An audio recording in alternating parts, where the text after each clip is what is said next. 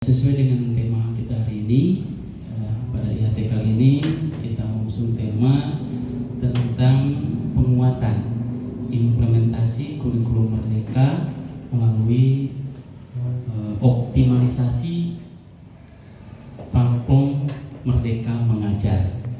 Nah, Ibu dan Bapak yang saya hormati, hadirin semua yang hadir pada kesempatan ini, perlu diketahui bahwa kita sebagai provinsi yang memiliki jumlah pendidik cukup banyak, ternyata dalam hal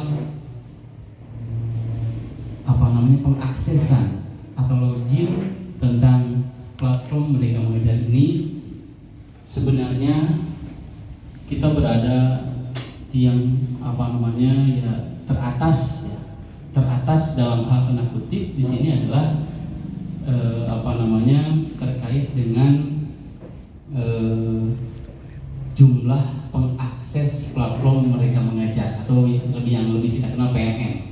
Ya, di sini sebetulnya namun di data di sini mengatakan bahwa walaupun Jawa Barat paling banyak dalam hal login atau masuk ke dalam aplikasi platform Merdeka Mengajar ini, tapi ternyata itu hanya masuk dan keluar kembali.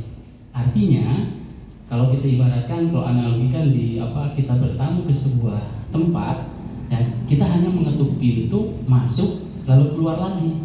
Nah, seharusnya setelah kita mengetuk pintu, ya kita masuk, duduk, ya di ruang tamu, lalu kita kenali sekelilingnya, ada apa saja di ruang tamu itu, ya. Nah, begitu pula terkait dengan platform Merdeka Mengajar ini. Seandainya Ibu dan Bapak sudah masuk ke dalam atau login ke dalam platform Merdeka Mengajar ini, nah Ibu dan Bapak diharapkan jangan langsung log out, ya, tapi kita harus mengenal apa isinya. Nah, di dalam platform Merdeka Mengajar ini ada 4 topik yang harus kita selesaikan. Nah, dan kita bisa dikatakan selesai ya dalam 4 topik itu apabila kita sudah mendapatkan sertifikat elektronik yang dikeluarkan dari Kemendikbud Ristekdikti begitu. Nah, jadi perlu diketahui, kita kalau sudah dikatakan selesai melaksanakan platform Merdeka Mengajar ini, yang 4 topik ini apabila sudah